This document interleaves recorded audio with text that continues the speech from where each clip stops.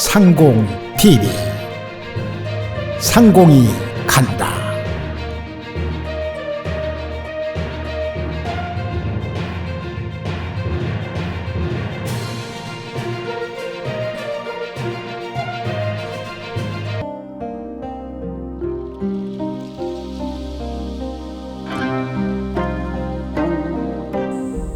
대부분의 사람들은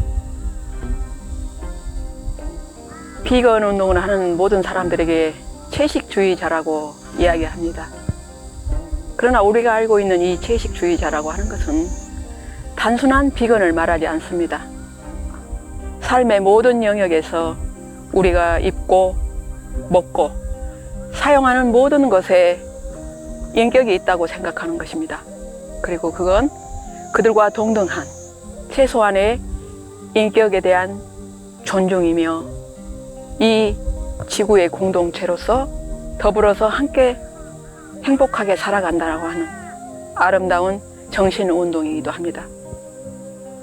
나이 어린 일찍 어린 소녀가 그 비건의 길을 오래도록 실천하고 우리 지구의 환경에 각별한 관심을 가지면서 꿈 많은 시간, 그 풋풋한 청소년 시기를 우리 모두의 삶의 고민과 성찰의 이야기를 던지는 혜련이를 만나 오늘 혜련이가 고민하고 꿈꾸는 세상 이야기 속으로 함께 걸어가겠습니다. 오늘 날씨가 엄청 더워요. 네, 오늘 굉장히 덥네요. 방학은 끝났나요? 네, 방학 끝나고 이제 학교 간 지 4일차 정도 됐어요. 또 고향이시네요. 네, 아주 힘든 시간입니다. 그렇군요. 그래, 이번에 방학 동안에는 뭐 특별한 어떤 만남이나 나에게 무조건 엄청 감명을 줬던 일이나 그리고 너무나 많은 깨달음을 줬던 어떤 좋은 일 네. 있으셨나요? 네, 제가 방학 끝날 쯤 무렵에 상저감에 이렇게 머무르는 동안에 삼보일배를 하시면서 가시는 체코 스님을 뵀었어요. 네, 이 체코 스님이 삼보일배를 한 뜻을 보니까 전쟁, 지금 우크라이나와 러시아 전쟁 중에 그 아이들이 아파하는 모습을 보고 거기에 그 아픔을 덜어주고자 삼보일배를 이 순천에서 서울까지 하고 계시는 스님을 뵀었어요. 그 스님을 보면서 굉장히 큰 감명을 받았던 것 같습니다. 삼보일배라. 네. 그러니까 이렇게 있어도 땀이 이렇게 주룩주룩 내리는 이 무더위에 전쟁으로 인해서 발발된 그 아픔을 치유하기 위해서 온몸으로 그 뜨거운 대지에 몸을 던져 삼보일배를 하는 스님이라. 벅찼겠다. 그지? 네. 마음이 찡해지는데 나도 뭔가를 막 해야 될 것 같아. 이렇게 있는 맞아. 게 A가 아닐 것 같아. 어땠어요? 사실 그 스님이 순천 송강사에서 오래 계셔가지고 한국말을 굉장히 유창하셨는데 스님이 그 많은 한국말 중에서 항상 입에 붙고 계시는 말이 괜찮다, 걱정하지 마라 이런 말을 하셨는데 사실 스님이 하시는 이런 고행을 보면은 날씨뿐만 아니라 교통도 굉장히 위험하고 차에 치일 위험도 있는데 그 아이들을 위한다는 그 마음 한 가지로 그렇게 위험을 다 감수하고 가시는 모습을 보면서 누군가가 하나의 뜻을 이루기 위해서는 저런 큰 각오 그리고 그런 결심, 저런 의지가 참 배워야겠다라는 그런 생각을 했었습니다. 정말 묵직한 이야기입니다. 그리고 우리가 나의 어떤 그런 의지와 나의 어떤 소신을 위해선 그 위험한 도로 위에 내 몸을 던져서라도 이루고자 하는 그 거룩한 정신이 정말 그 마음에 와닿네요. 그리고 또 그 혜련이는 지금 꿈이 굉장히 많고 또 개인적으로는 굉장히 고민이 많은 여고 시절을 보내고 있잖아요. 네. 진학의 문제, 또 얘들과의 그런 갈등, 또 어떤 성장기를 통해서 겪어야 하는 성장통? 네. 이런 것도 많을 텐데 어떻게 그 지구의 문제, 또 우리가 환경의 문제, 그리고 또 온난화로 인해서 이 지구가 몸살을 앓고 있는 이 아픔에 어떻게 그렇게 어린 나이에 동참하게 됐어요? 사실 어떻게 동참하게 되었냐라고 물어보면 솔직하게 말하면 이 세상을 살면서 이 환경에 대해서 고민을 안 해본 사람은 한 명도 없을 거라고 생각을 해요. 왜냐하면 날씨가 말도 안 되게 이상기후를 보이고 있고 얼마 전만 해도 서울에도 이렇게 폭우가 엄청나게 내렸었잖아요. 그런 걸 보면서 어린 시절부터 환경교육을 받아온 전데 아무것도 하고 있지 않다라는 걸 제가 그거를 자각한 순간부터 이 환경에 대해서 이렇게 관심을 가지고 행동하려고 노력하고 있습니다. 그렇군요. 그러면 이제 혜련이는 지금 이제 고2잖아요. 네, 즉 말하면 가장 엄중한 시기, 네, 그리고 대학 진학을 앞에 두고 이렇게 있어요. 그런데 그 혜련이에게 이 지금 지구에서 일어나는 그 이 온난화로 인해서 가속화되는 이 그 기후의 변화, 심하게 지구촌이 몸살을 앓고 있는데 우리가 쉽게 생활 속에서 실천할 수 있는 것은 어떤 거라고 볼까요? 솔직하게 말을 하면 이 분들이 다 한 번쯤 뉴스나 기사를 통해서 다 아실 거라고 생각을 해요. 그 수많은 것들이 있지만 제가 솔직하게 딱 한 가지 말씀드리고 싶은 거는 페트병에 라벨지 떼기 그리고 채식을 좀 더 권장하기 여러 가지 방법이 있지만 그중 딱 한 가지는 자기가 실천할 수 있도록 꾸준히 결심하고 하는 게 무엇보다 중요하다라고 생각을 해요. 지속적으로 실천해라. 작은 네. 것부터. 네. 혜련이라고 하는 어떤 청소년을 볼 때 우리가 그 어린 나이에 비건을 실천한다는 거. 네. 이건 어떻게 보면 단순하게 그 육식을 하지 않고 채식을 하는 채식주의자라고 사람들은 이야기할 수 있어요. 비건이지?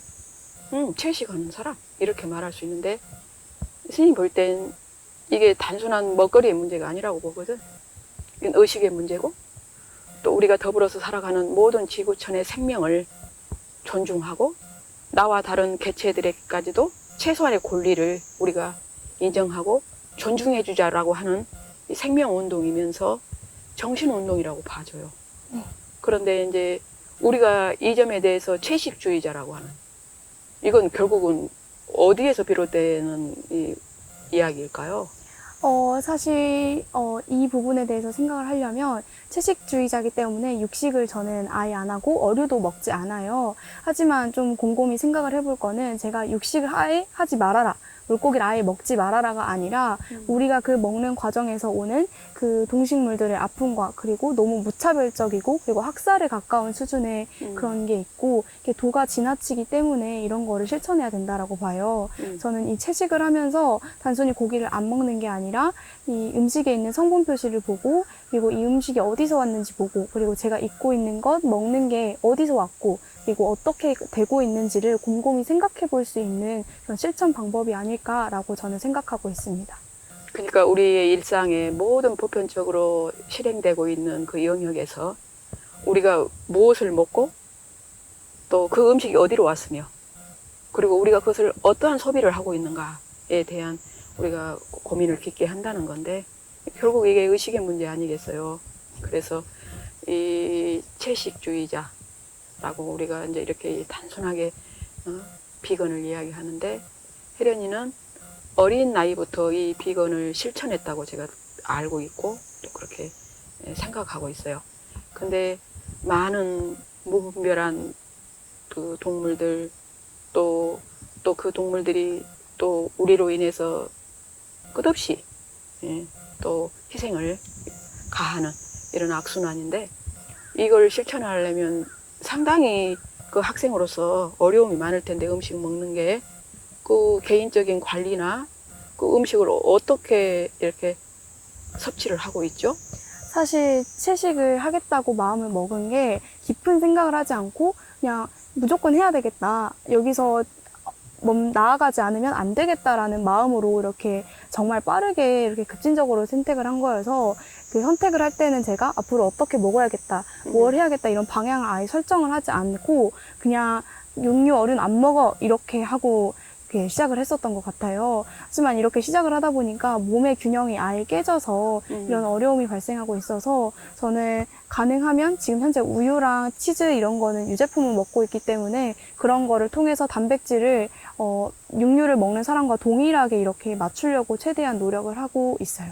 그리고 그 무엇보다 중요한 게 제가 채식을 하면서 가장 어려웠던 부분이 한국 사회는 아직 채식주의자가 많지 않기 때문에 먹는 것보다 사람들로 오는 시선이 굉장히 힘들기 때문에 그 시선을 받으면서 제가 이 채식을 하겠다는 제 가치관이 어디서 왔고 어떻게 가야 되는지 매 순간 생각하고 이들에게 전달할 수 있도록 노력을 하고 있어요. 아, 대단하십니다. 이제 수행자들의 일부는 지금도 엄격한 채식을 하고 있고 또 율법적인 신앙을 하신 분들도 비건을 다 실천하고 있거든요. 근데 저 역시도 많은 사람들과 소통하고 또 세상에 나와서 이렇게 어울려지다 보면 내가 원치 않지만 또 그것이 들어져 있고 또 가미된 음식들을 먹을 수밖에 없는 현실에 저도 늘 고민하고 또 먹고 나서 그 마음이 개운치 않는 그거의 반복이거든요. 철저하게 자기 의식이 어떤 것으로부터 타협하지 않도록 하는 자기의 어떤 신념이 굉장히 어려운 실천이거든요. 근데 어릴 때도 또 남다르게 또 현장 학습을 많이 또 경험했고 또 회의를 나가서 또 폭넓게 이렇게 견학도 많이 했다고 제가 알고 있거든요. 네. 근데 어떤 게 가장 감명 깊었고 또 아주 아름다운 그 이미지로 남아있는지. 사실 제가 가장 인상 깊었던 거는 거기 있는 자연과 사람들이라고 하면 너무 시시하지만 그게 사실 맞는 것 같아요. 사실 제가 갔던 국가들이 거의 개도국, 이 국가, 개발도상. 네, 개발도상국의 국가였기 때문에 도심을 제외하고는 거의 인간의 흔적이라고는 아예 볼 수 없는 그런 자연 환경을 많이 볼 수 있는데 한국에 비해서 한국의 시골이라고 해도 그 정도의 시골은 아니겠다 싶을 정도로 정말 사람이 살 수 있을까 하는 그런 환경이었는데요. 그런 환경 속에서 사람들이 정말 행복하게 웃으면서 살고 그런 모습을 보고 그리고 그 하늘 그리고 자연을 보면서 인간의 손길이 닿지 않는 그런 모습을 보면서 제가 이제까지 살면서 얼마나 욕심이 많고 얼마나 자연에 대해서 이기적이었는지 제 자신을 굉장히 많이 돌이켜보는 시간들이었던 것 같습니다. 앞으로 이제 우리가 이제 또 공부도 해야 되고 또 진로에 대해서도 고민해야 되고 또 이제 세상을 폭넓게 이제 바라보고 선택해야 되는 어떤 그런 이제 진로 과정에 있는데 이제 방송까지 이렇게 제기를 해서 많은 사람들에게 또 같이 공감하고 또 그들이 고민하는 것들을 같이 고민해가는 그런 어떤 선택을 했는데 어떤 신념과 각오로 출발하고 있는지. 저는 사실 이 질문이 제가 앞으로 살아가는데 큰 영향이 될 것 같아요. 학교 생활을 하다 보면 저도 이 현실에 굉장히 무덤덤해지고 아무렇지 않게 살아가는 경우가 굉장히 많은데 제가 앞으로 이 신념을 다진다라고 하면 제가 처음 느꼈던 그 부끄러움, 제 이기심과 이기적인 마음의 그 부끄러움을 없애는 거 그리고 제가 살아갔을 때 제 행동 그리고 제 발길, 제 손길 하나하나가 수치스럽지 않고 떳떳할 수 있는 그런 삶을 살고 싶습니다. 제가 먼저 가장 감동을 많이 받네요. 그래서 우리는 어른이다라고 말하는 것은 결국 정신의 선배를 말하는 거잖아요. 네. 그리고 우리는 후배로서 그 올곧게 살아가시는 그 선배를 보면서 교훈을 얻고 더 나은 어떤 깨달음과 인생에서 철학을 얻는 거거든. 근데 이 시대의 어떤 그런 이 사회의 장로가 사라지고 내가 누군가를 존경하고 존경하는 대상이 이게 드물다라고 하는 것은 우리 모두의 불행한 거거든요. 그래서 오늘 저는 문득 혜련을 통해서 이런 감정을 느껴요. 3살 먹은 어린 아이에게도 배운다라는 이야기가 있거든요. 저는 오늘 그런 심정이에요. 그래서 감사합니다. 내 후배인 혜련이 꿈 많고 고민도 많고 그래서 너무 어떻게 보면 아름다워야 할 청소년 시절이 고민으로 문득 다 얼룩지는 이런 시간을 사는 사람들이 대다수의 청소년 시기를 보내고 있고 또 많은 시간을 공부한다고 도서실에서 햇빛 한번 제대로 못 보고 이런 맑은 바람 한번 이렇게 느끼지 못하면서 그 유년 시절을 보내는 사람들이 많이 있잖아요. 그런데 혜련이의 그런 고민들이 결국은 우리 모두가 또 함께 실천하고 또 우리가 희망하면서 만들어가는 세상의 아름다움이 아닐까 이런 생각도 들어요. 그래서 내가 참 행복하구나. 스님도 왜 이런 후배로부터 이런 맑은 소리를 듣고 행복할 수 있다는 거 나는 축복이구나 이런 생각이 들어요. 지금 이 순간 누구보다도 오래도록 누리고 싶고. 근데 오늘 우리는 또 이렇게 너무나 한쪽은 많은 폭우로 인명피해를 또 일으키고 많은 수재민들이 발생했어요. 수도의 한 중심에서. 그런데 또 이쪽 남쪽은 지금 전라남도 이쪽이 식수원이거든요. 수원보호지역. 근데 이렇게 가물어서 지금 우리가 있는 이곳이 물속이어야 되거든요, 원래. 그런데도 불구하고 지금 이렇게 섬처럼 물속에 있어야 할 이 모든 존재들이 드러나 있어요.